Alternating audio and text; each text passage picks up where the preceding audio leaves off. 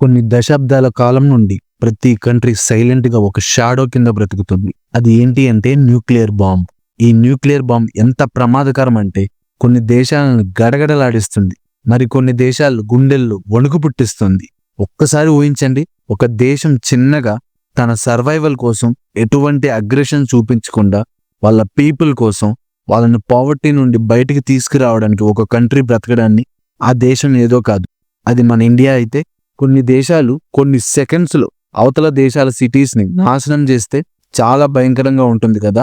అందుకే మన ఇండియా కూడా ఈ డేంజరస్ గేమ్ లోకి ఎంటర్ అవుదామని అనుకుంది. అసలు మన ఇండియా ఈ న్యూక్లియర్ బాంబ్ తయారు చేద్దామనే డేంజరస్ గేమ్ లోకి ఎలా ఎంటర్ అవుదాం అనుకుంది, ఎలా కొన్ని సీక్రెట్ టెస్టులను చేసింది, ఈ న్యూక్లియర్ బాంబ్ తయారీ ముందు తయారీ తరువాత ఏమి మారింది, అసలు ఎందుకు మన ఇండియా ఈ బాంబ్ తయారు చేద్దామని అనుకుంటున్నారని ఈ వీడియోలో చూద్దాం. ఇది ఏమీ ఒక సైన్స్ గురించి స్టోరీ కాదు, మన ఇండియా దేశం ఒక పవర్, గట్స్, మన ఇండియా అంటే ఏంటి అని ప్రపంచానికి తెలిసిన స్టోరీ. రాజస్థాన్ డెజర్ట్ నుండి వరల్డ్ న్యూస్ కి హెడ్లైన్స్ ఎక్కేదాకా మొత్తం కవర్ చేద్దాం ఈ వీడియో. సో కొత్తగా ఎవరైనా వస్తే ఈ వీడియోకి లైక్ కానీ కమెంట్ కానీ చేయండి. అలా చేస్తే ఈ వీడియో మరింత మందికి వెళ్తుంది, అది నాకు మరిన్ని వీడియోలు చేయడానికి ఉపయోగపడినట్టు ఉంటుంది. కొంచెం కొత్త వాళ్ళని ఎంకరేజ్ చేయండి అబ్బా. India's independence and nuclear dreams. ఒక్కసారి 1947లోకి వెళ్దాం. అప్పుడు మన ఇండియా బ్రిటిషర్స్ నుండి 200 సంవత్సరాల తరువాత ఫ్రీడమ్ వచ్చింది. అది మన ఇండియాలో ఒక పెద్ద మార్పు వచ్చింది. కానీ మనకు స్వాతంత్రం గందరగోళంగా ఇండియా పాకిస్తాన్ విడిపోయేలా వచ్చింది, అది మనందరికీ తెలుసు. ఆల్రెడీ అప్పటికే కాశ్మీర్ గురించి గొడవలు స్టార్ట్ అయ్యాయి, అది ఇండియాకి ఒక టెన్షన్ లా మారింది. ఈ గొడవల మధ్యలో ఒక వ్యక్తికి ఒక పెద్ద డ్రీమ్ ఉంది. అతని పేరు హోమీ బాబా. ఇతను ఒక సూపర్ స్మార్ట్ సైంటిస్ట్. అతను ఈ న్యూక్లియర్ ఎనర్జీ ఇండియాని మోడర్న్ గా మరింత శక్తివంతంగా మార్చుద్ది అని అనుకుంటున్నాడు. మనకి ఇండిపెండెన్స్ రాకముందే ఇతను 1946లో Tata institute of fundamental research అని స్టార్ట్ చేశాడు. దీనికి టాటా ఫ్యామిలీ ఎంతో హెల్ప్ చేసింది ఆ టైంలో. ఇక్కడ అసలు మన ఇండియా న్యూక్లియర్ స్టోరీ బిగిన్ అయ్యింది. ఈ బాబా ప్లాన్ ఈ ఆటమ్ బాంబుని పీస్ కోసమే తయారు చేయాలని అనుకున్నాడు, వారి కోసం కాదు అనుకున్నాడు. అప్పుడు మన ఇండియా ప్రైమ్ మినిస్టర్ అయిన జవహర్లాల్ నెహ్రూ ఈ ఐడియాని బాగా లైక్ చేశాడు. నెహ్రూ ఏమన్నారంటే, the atom for peace is awesome, but the atom for war no way, too scary. Peace కోసమైతే బాగుండొద్ది, వార్ కోసమైతే అసలు వద్దు, చాలా ప్రమాదకరం అని అన్నాడు. సో అలా ఇండియా న్యూక్లియర్ ప్రోగ్రామ్ ఫర్ ఎనర్జీని స్టార్ట్ చేసింది, వెపన్స్ కోసమైతే కాదు. ఇక 1948లో ఇండియా అటామిక్ ఎనర్జీ కమిషన్ ని సెటప్ చేసింది. దీనికి బాబాని ఛార్జ్ గా ఉంచింది. ఇక 1956 కల్లా ఈ కమిషన్ కి ఫస్ట్ న్యూక్లియర్ రియాక్టర్ ని బిల్డ్ చేసింది. దీనికి అప్సరా అని పేరు పెట్టింది. ఇది ఒక పెద్ద అద్భుతం, ఎందుకంటే యుఎస్, సోవియట్ యూనియన్ల తర్వాత మొదటిగా మన ఇండియానే దీన్ని పుల్ చేసింది. ఇక్కడే మన ఇండియా కొన్ని దెబ్బలు తగిలి 1962లో ఇండియా చైనా మధ్య ఒక పెద్ద యుద్ధం జరిగింది. దీన్ని సైనో ఇండియా వార్ అంటారు. అందులో చైనా గెలిచింది. తరువాత 1964లో చైనా వాళ్ళ ఓన్ న్యూక్లియర్ బాంబ్ ని తయారు చేసింది. దాన్ని టెస్ట్ కూడా చేసింది. బూమ్, అది సక్సెస్ఫుల్ అయ్యింది. సడన్ గా మన ఇండియాకి అది సేఫ్ కాదని అనుకుంది. అలాగే పాకిస్తాన్ కూడా వాళ్ళ న్యూక్లియర్ ప్రోగ్రామ్ ని స్టార్ట్ చేసుకున్నారు. ఇండియా మీద ప్రెషర్ పెరిగింది. ఇండియన్ న్యూక్లియర్ ప్రోగ్రామ్ పీస్ కోసం అని స్టార్ట్ చేశారు. అది టర్న్ అయ్యింది. The road to the bomb, building the programme.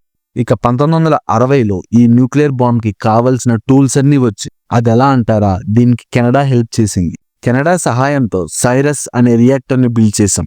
ఈ రియాక్టర్ ప్లూటినం తయారు చేయొచ్చు. ఇది న్యూక్లియర్ బాంబ్ ని తయారు చేయడానికి ఉపయోగపడుద్ది. అలాగే న్యూక్లియర్ రియాక్టర్ చేయడానికి కూడా ఉపయోగపడుద్ది. దీనికి యుఎస్ కూడా ఒక రకమైన హెవీ వాటర్ ని పంపించింది. ఈ వాటర్ లో డ్యూటోరియం అంటే హెవీ హైడ్రోజన్ తో నిండిన వాటర్. ఇది న్యూక్లియర్ రియాక్టర్ నీట్ గా వర్క్ అవడానికి ఉపయోగపడుద్ది. ఇక్కడ మీకు ఒక డౌట్ రావచ్చు, అసలు ఇరాన్ న్యూక్లియర్ బాంబ్ తయారు చేస్తుంది అని తెలిస్తేనే ఇన్ని గొడవలు అవుతున్నాయి, మనకి ఎందుకు హెల్ప్ చేశారు అని అనుకోవచ్చు. మనం అప్పుడు దీన్ని మంచి కోసం, న్యూక్లియర్ ఎనర్జీ కోసం వాడతామని, న్యూక్లియర్ బాంబ్ కోసం కాదని చెప్పాం. ఇక 1964 కల్లా ఇండియా దగ్గర ఉన్న ప్లాంట్ గ్రేడ్ ప్లూటోనియం ని తయారు చేయగల శక్తి వచ్చింది. అప్పుడు మన అఫీషియల్ గా బయట వాళ్ళకు మాత్రమే న్యూక్లియర్ ఎనర్జీ చేస్తున్నాం వరకే తెలుసు. కానీ scientist like Raja Ramanna and Homi Sethna మాత్రం దీని నుండి బాంబ్ ఎలా తయారు చేయాలనే ఆలోచనలో పడ్డారు. చుట్టూ ఉన్న కంట్రీస్, చైనా ఆల్రెడీ తయారు చేసి సక్సెస్ఫుల్ గా ప్రయోగం కూడా చేసింది. పాకిస్తాన్ ఆల్రెడీ రెడీ అవుతుంది. ఇంకోవైపు పాకిస్తాన్తో గొడవలు కాశ్మీర్ వల్ల. దీనివల్ల ఇండియా రెడీ అవ్వాలి అని ఫాస్ట్ గా అనుకున్నారు. కానీ ఏదో తెలియని భయం, యుఎస్ వాళ్ళు కనిపెడితే పెంట అయిపోద్ది. ఇక 1972 వచ్చేసరికి అప్పట్లో మన ప్రైమ్ మినిస్టర్ అయిన ఇందిరాగాంధీ గో ఫర్ ఇట్ అని అన్నారు. ఆవిడ న్యూక్లియర్ టెస్ట్ కి అప్రూవల్ ఇచ్చేశారు. దీన్ని పీస్ఫుల్ న్యూక్లియర్ ఎక్స్ప్లోషన్ అని, చాలా సైలెంట్ గా దీనికి ఒక కోడ్ నేమ్ పెట్టి దాని నేమ్ స్మైలింగ్ బుద్ధ. ముఖ్యంగా ఈ న్యూక్లియర్ వెపన్ తయారు చేయడానికి ఈ రాజా రామన్న చాలా అంటే చాలా కష్టపడ్డారు. అప్పుడు ఈయన ఈ న్యూక్లియర్ ప్రోగ్రామ్ కి డైరెక్టర్. ఇక ప్లాన్ 1974కి సెట్ చేశారు. The first test smiling Buddha May 18, 1974 ఉదయం 8:05కి రాజస్థాన్లోని పొఖరాన్ డెజర్ట్ లో ఈ టెస్ట్ చేయడానికి సిద్ధమయ్యారు. ఒక్కసారిగా ఒక పెద్దది ఏదో జరిగింది. ఒక డీప్ అండర్ గ్రౌండ్ లో ఒక న్యూక్లియర్ డివైస్ పేలింది. అదే స్మైలింగ్ బుద్ధ. అది సక్సెస్ఫుల్ అయింది.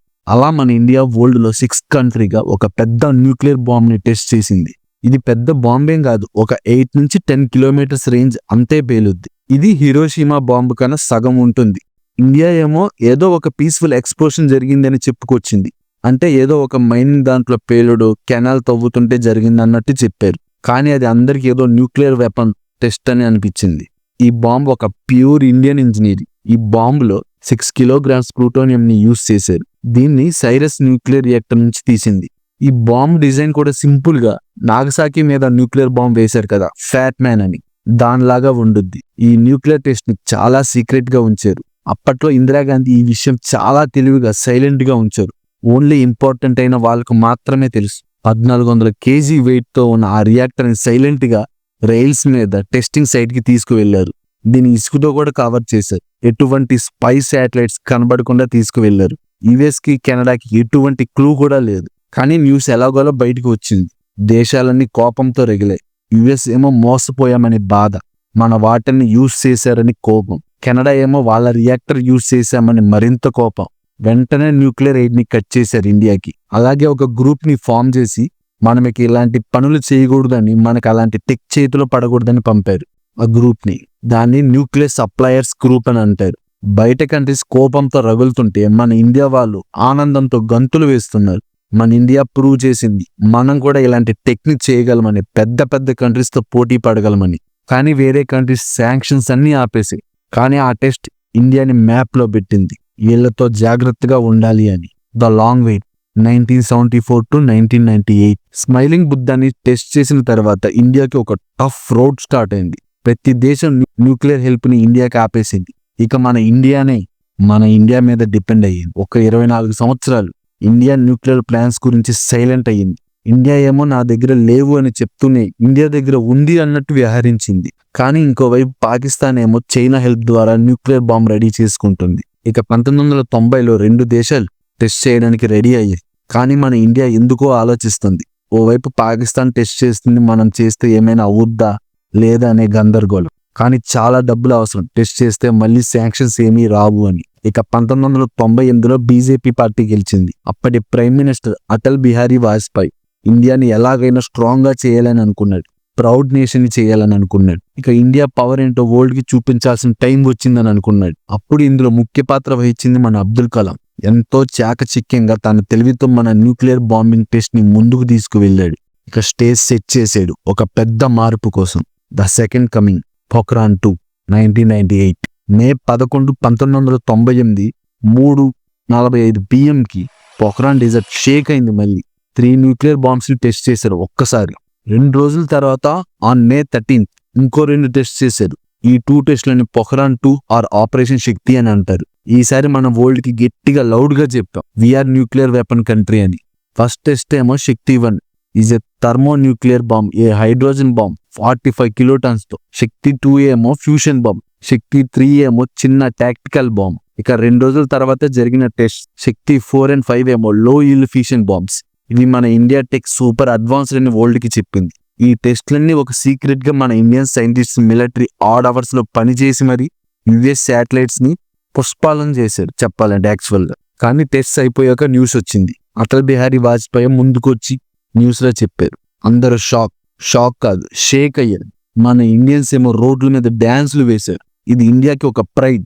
కానీ మిగతా దేశాలు హ్యాపీగా అస్సలు లేదు. యుఎస్ వాళ్ళు మన టెస్ట్లను తప్పుపట్టారు. యుఎస్ లో అందరూ రోడ్ల మీదకి వచ్చారు. వెయిట్, మీకు ఇంకో డౌట్ రావచ్చు, మరి పాకిస్తాన్ టెస్ట్ చేసింది కదా దాని మీద ఏమీ చేయలేదంటే? వాళ్ళ మీద ఏమో తూ అంటూ చేశారు. పైగా వాళ్ళకి చైనా సపోర్ట్ ఉంది. చైనా దగ్గర న్యూక్లియర్ పవర్ ఉంది. పైగా పాకిస్తాన్ కి బ్యాక్ గా యుఎస్ఏ కూడా సపోర్ట్ ఉండేది అప్పట్లో. యుఎస్, జపాన్ వాళ్ళు మన ఇండియా మీద శాంక్షన్స్ వేశారు. ఎకనామిక్ గా మన ఇండియాని హర్ట్ చేశారు.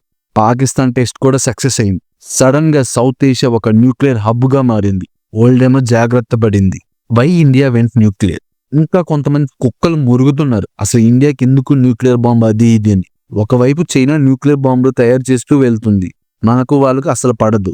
ఇంకోవైపు పాకిస్తాన్కి మనకి గొడవలు, వాళ్ళ దగ్గర ఉన్నాయి న్యూక్లియర్ బాంబ్స్. సడన్ గా ఇండియాకి డేంజర్ వచ్చింది. ఇండియా యుఎస్ మీద, సోవియట్ యూనియన్ మీద డిపెండ్ అవ్వాలని లేదు. ఎప్పుడు ఏం జరుగుద్దో తెలుసు కదా, ఎవరైనా అటాక్ చేయొచ్చు. అందుకే ఈ న్యూక్లియర్ పవర్ ఉంటే అందరూ భయపడతారు. అలాగే ఈ న్యూక్లియర్ బాంబ్ తయారు చేసిన తర్వాత మన ఇండియా ప్రైడ్ మరింత పెరిగింది. అలాగే ఈ న్యూక్లియర్ ప్రోగ్రామ్ వల్ల ఎలక్ట్రిసిటీ బాగా యూజ్ చేసుకోవచ్చు. మనకేమో ఆయిల్స్, కోల్స్ ఎక్కువగా లేవు. Living with the bomb India today.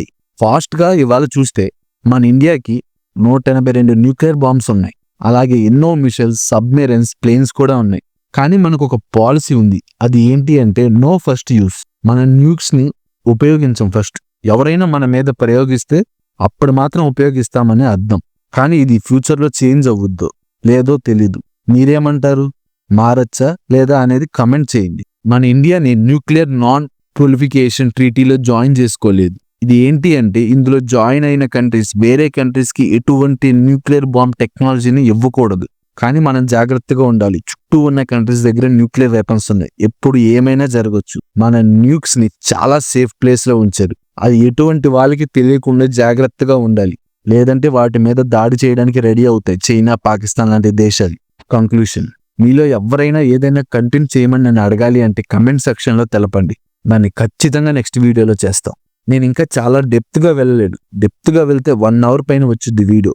ఏదైనా మిస్ అయి ఉంటే కింద కమెంట్ చేయండి. ఒక రాబరీకి గురైన దేశం నిదానంగా పోవర్టీ నుండి ఇవాళ ఒక న్యూక్లియర్ శక్తిగా మారాం. Smiling Buddha in 1974 and Pokhran 2 in 1998 మన ఇండియన్ హిస్టరీని చేంజ్ చేసింది. వాటి వల్ల ఇవాళ మన ఇండియాకి ఇంత పేరు వచ్చింది. దీనిలో పాల్గొన్న ప్రతి ఒక్కరికి నేను సెల్యూట్ చేస్తున్నా.